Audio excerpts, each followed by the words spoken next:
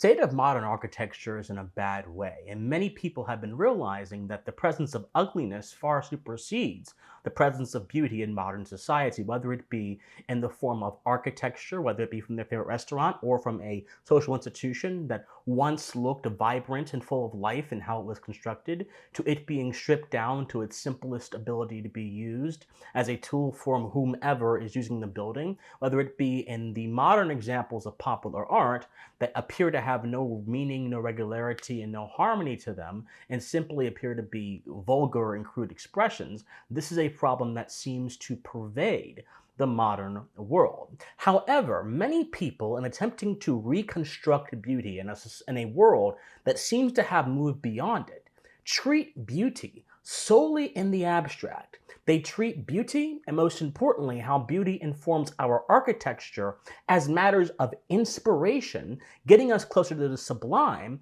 rather than properly treating them as matters of education.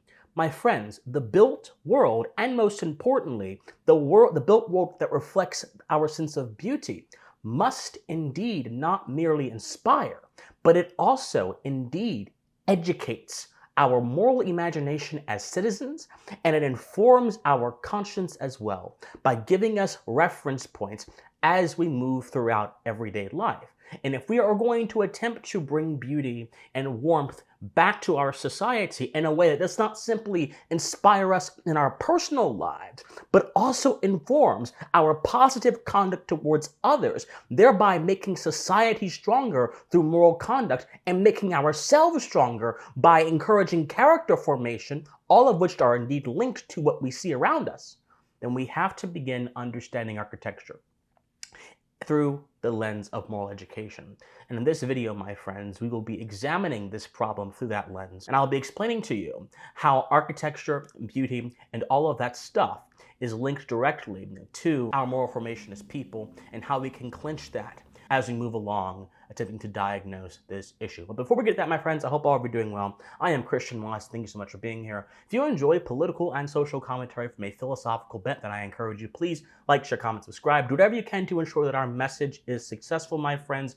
My friends, this is a civic conservative project. If you believe the philosophical principles embodied in the founding of the United States of America are indeed worth pushing into the modern discourse, and you believe, most importantly, that America's enemies, especially those who are uncharitable and wish to overthrow it in the worst way possible, ought to be greeted with a philosophically rigorous and a morally convicted defense, then again, this is the channel for you. Thank you guys so much for being here. Now, please enjoy the video. So, I mentioned that the world around us, the buildings that are built around us, the things that we see that are constructed, have a direct link with how we form morally as people. And I want to dig deeper into this because many very intelligent aestheticians, many very intelligent philosophers of beauty, such as Roger Scruton, who again is one of the great minds in the philosophy of art in the last half century, they emphasize the role architecture, art, and most importantly, beauty, which I'll be unpacking in a moment, play in our society and how they inspire us. But inspiration, my friends, is a rather weak principle by which to base something that is a rather public and a rather formative force in society, that being architecture, because inspiration simply feeds our desire to obtain something higher. But this is actually a deeply personal and subjective force within our hearts. If we seek to create a culture of the heart, inspiration becomes a useful thing to explore. But if we seek to go beyond ourselves and ask ourselves, how does architecture inspire sound conduct? Or how does architecture, if constructed in a certain way, actually destroy the ability of sound conduct? Inspiration can no longer be our standard, and evaluation must become the lens by which we approach these issues. Desire is not strong enough to sustain civilization. Our reason combined with a sound appraisal of the facts is what will get us upon the path of sustaining civilization. And so, as I mentioned, architecture has this rather unique function within American and Western civilization more broadly. And it does because it actually acts upon our moral sense as people. So there's actually a connection, my friends, between our moral understanding and our taste. When art is talked about oftentimes, it's talked about as a subjective thing that different people find appealing on different levels. You may have heard the term, art is subjective. Well, this is actually not entirely true, because whereas our appraisal of art, how we see it, may indeed be subjective, what it actually is, its nature, how it's constituted, is not at all subjective, but it actually does have a rhyme, reason, structure to it that anyone with an inquiring eye will be able to understand.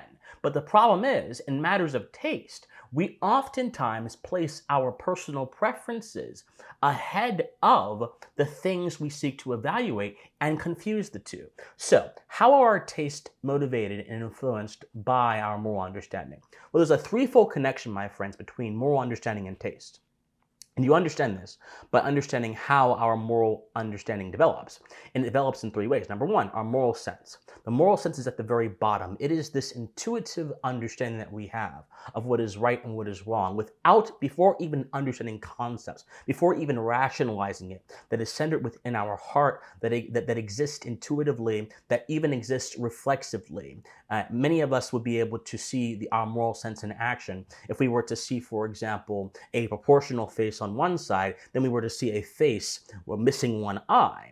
Well, very obviously, many of us would be recoiled at the face missing one eye. Even though there may not be a moral problem with that face, it still goes against our sense of what is fit and proper for the human face, which is to have two functioning eyes. This is just one example. So that's the moral sense. The second level is our conscience. Our conscience refines and reflects upon what we get from our moral sense, and then acts upon our will as a force to guide our conduct.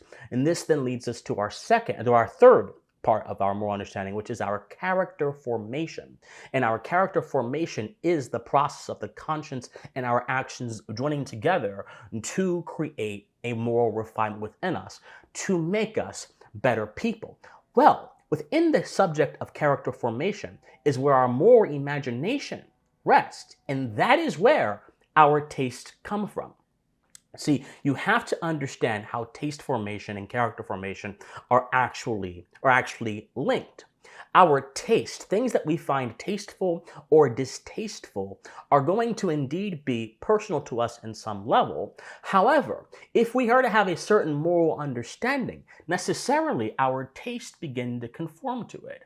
For example, if you are someone that is an honest person that believes very much in the natural principle of fidelity, without which society becomes impossible and truth cannot be found, then your tastes are going to be directed against things, even if they are fictional, that may be marketing and deceit, that may be lacking faith or lacking trust, because the moment you say I believe in fidelity is the moment your moral imagination begins to process many different ways by which you can have fidelity, you can have trust within your own personal life. And since tastes are deeply personal and they are linked with our ability to conceptualize in a way that is not necessarily rational, but that is more creative, the moral imagination then therefore has a direct impact on them in that very way.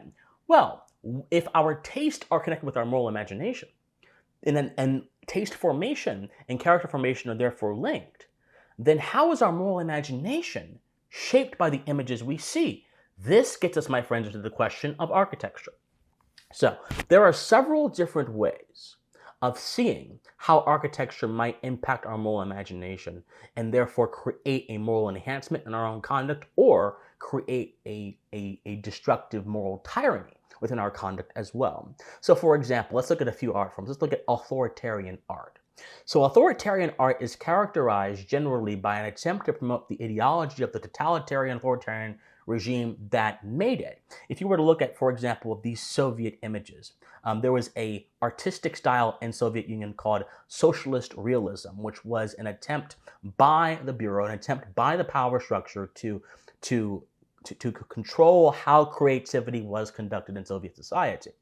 And you see there's this very dreary, this one-dimensional, this very top-down sense that you get from looking at the images you're now seeing on your screen. There's this very confined sense. For example, this picture, which seems to suggest the victory of the proletariat over the enemies that they have in society, supposedly, conveys a one-dimensional idea of what is correct for humans to be acting in socially, of what is proper for man to be doing in the course of his life, and that is, in this sense, resisting the system. The statue of Lenin, he has his fist balled up, he's looking down, he seems very menacing, and nothing in this conveys any kind of warmth. It does not convey any kind of creative sentiment beyond that which serves to heighten the image of Lenin. Oftentimes, what you'll find with authoritarian art is that it casts a dark shadow over the moral imagination to keep its possibilities contained to the situation created by the authoritarian regime.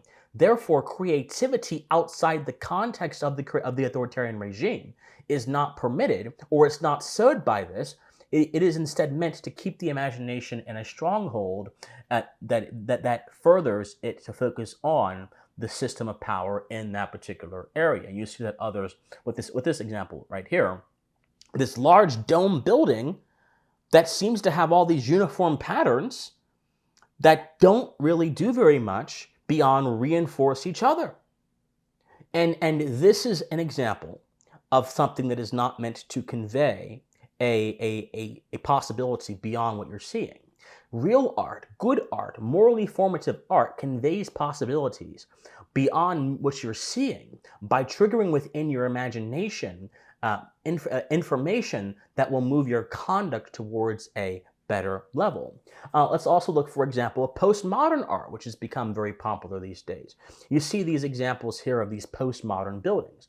There is no regularity, there is no harmony, there is no uniformity with any of this. This is simply a matter of pure desire. And what I mentioned is that desire itself is not enough to form a civilization. Desire itself is only enough to further someone's immediate wants, but civilization is not built upon immediate wants. Civilization is built upon the long-suffering and cooperation with other human beings, which requires sustainable principles that go beyond our immediate personal preferences. And yet there is no harmony, no regularity, no rhyme or reason. Things are just thrown together, things that are disjointed, thrown together, and the mind is then therefore cast in this very chaotic way, where it cannot be instructed. It can only be empowered to seek out its own path, even if that path violates the harmony that is endemic in all things that are orderly and all things that give us our proper moral understanding.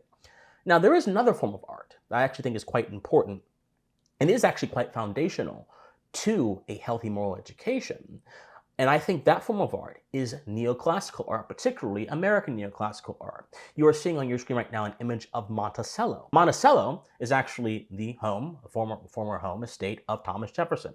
And you see within this picture here, this is obviously a modern reconstruction. Monticello has had to undergo several different reconstructions. You see, however, there is a kind of harmony of all the parts here and a kind of simplicity that engages the mind without dazzling it with obscurity or chaos, and also without subjugating it to some single idea. So, for example, you see here the pillars, and the pillars are connected to, obviously this roof here, and the roof here has a window. Now, all the windows in this reconstruction of Monticello, even though they seem to have symmetry between them, all of the windows actually express themselves differently. You see the two windows that are shaped similarly, the one that is below the other, actually have different panels. They actually express themselves differently. You see the windows that are on the ground floor here, while they all have similar heights, some of them are wider than another, others are more narrow than another, others are shorter than another. You see, the problem, here's the thing, it's art like this says, distinctions can happen, differences can happen. You need not have a single, uniform, minimalistic, reduced view of what is good architecture. These things can exist within a structure that coheres to itself. Much like a society, there are distinctions within society, but these things can exist within a structure that coheres to a general idea, and that coheres to a general pattern. And this is where the moral imagination can be engaged, because the moral imagination can look at something like this and can then see upon a critical evaluation how all the parts cohere despite having distinctions, and then therefore can connect that to how our conduct can cohere with our understanding of first principles and the natural law, and then proceed forth into the right posture, even if there may be different ways of us conducting ourselves in different situations. Distinction is not the enemy of moral harmony. Distinction actually is a component of that thing. Again, this all depends on how the moral imagination is engaged. If it is engaged with simplicity, an orderly sentiment, regularity, and harmony, it can then be educated in the stuff of moral conduct. But if it is engaged by subjugating it to a kind of a sloppy, chaotic nonsense where desire is empowered, or it is instead engaged by subjugating it to these uniform patterns that do not inspire anything except obedience and slavishness, then the moral imagination will be restricted in the possibilities that it can actually consider, because the moral world is now very limited. There is a reason, more practically, my friends, why many members of the Soviet Union, despite supposedly living in a society that favored the working person, were depressed. And the depression bled into their appraisal of aesthetics and architecture, which is why the socialist realism, even when it was countered by artists who didn't want to conform, they called it nonconformist art, was still littered with themes of depression, melancholy, sadness, and despair, all of which keep our imaginations locked into the lowest parts of our human nature that do not inspire us to build. They merely inspire us to reflect in the worst way, not in a constructive way, but in a rather destructive way. So this proves that the symbols in a society, the art within a society, have a direct impact on our moral education and our ability to process concepts. And I think the art today that is monitored by so many different corporations, unfortunately, kind of feeds into the degradation of the moral imagination. Look at the old McDonald's versus the now corporate minimalist McDonald's. The McDonald's Playhouse, which seemed to be a gathering place for kids. There was creativity, there was warmth. Now you have this blank corporate minimalist McDonald's. Look at, for example, these several logos here. Look at the Pringles logo. It went from this full of imagination, vested personality that you could actually identify was some kind of image of a man, to now being a faceless appraisal of a corporation, as you see here, its most recent iteration, which simply exists to serve the brand, not to serve the imagination of the consumers that it did before, so on and so forth. It is not to say that brands are committing some kind of moral wrong by endorsing this kind of style, but it is to say that this kind of style has a decidedly different impact on how we form as citizens and moral agents than the style before most certainly has. And that different impact has also a direct result in how we see the society around us.